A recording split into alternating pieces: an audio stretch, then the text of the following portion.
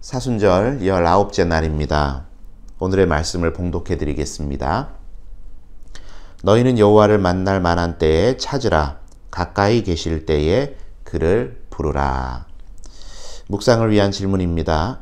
하나님의 때를 기다리고 있습니까? 시간의 개념은 두 가지입니다. 하나는 보편적인 시간으로 연, 월, 일, 시, 분, 초와 같은 시간의 개념입니다. 이를 헬라어 언어로는 크로노스라고 합니다. 이에 반해 카이로스라는 시간의 개념이 있습니다. 이 시간은 어느 순간을 말합니다. 전도서 3장에서는 이를 때라고 표현했습니다.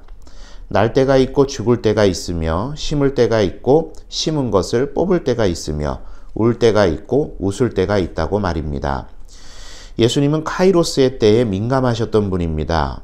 때가 참에 공적인 활동을 시작하셨고 최초의 기적을 베푸시던 가나의 혼인잔치집에서 예수님은 아직 때가 되지 않았다는 이유로 기적을 베푸실 의향이 전혀 없음을 표현하기도 하셨습니다.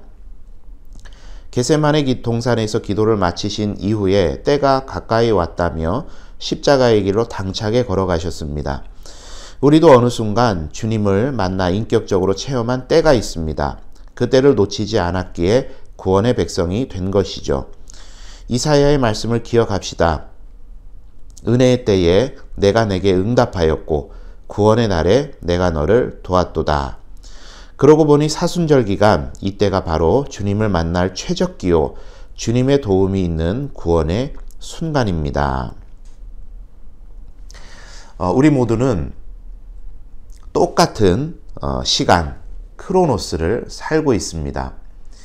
그러나 하나님께서 우리에게 주시는 각각의 시간표는 카이로스는 다 다릅니다. 겟세마네 동산에서 제자들을 데리고 예수님께서 올라가셔서 기도하라고 이야기를 하십니다. 카이로스, 예수님의 때가 가까웠기 때문이죠. 그러나 제자들은 잠을 잤습니다.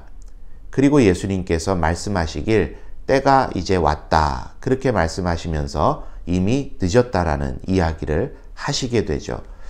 예수님은 예수님의 구원 사역의 시간표 카이로스를 묵묵히 걸어가셨습니다.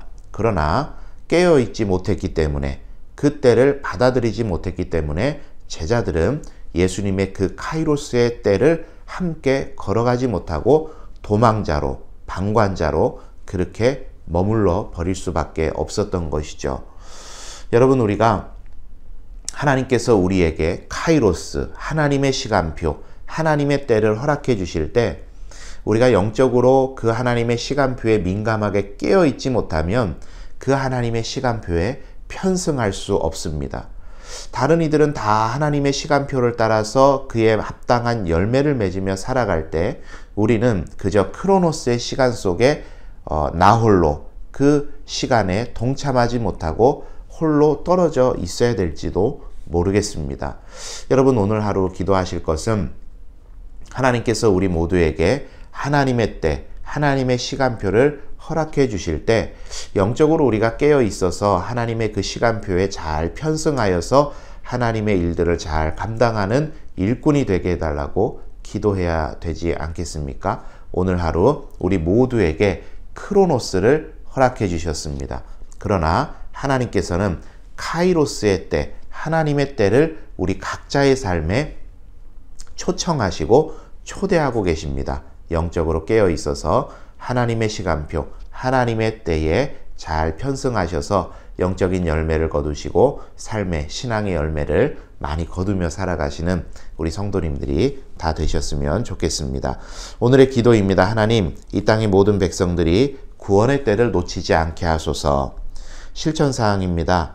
내가 주님을 만났던 그 때를 되살려 가족들과 나누어 봅시다.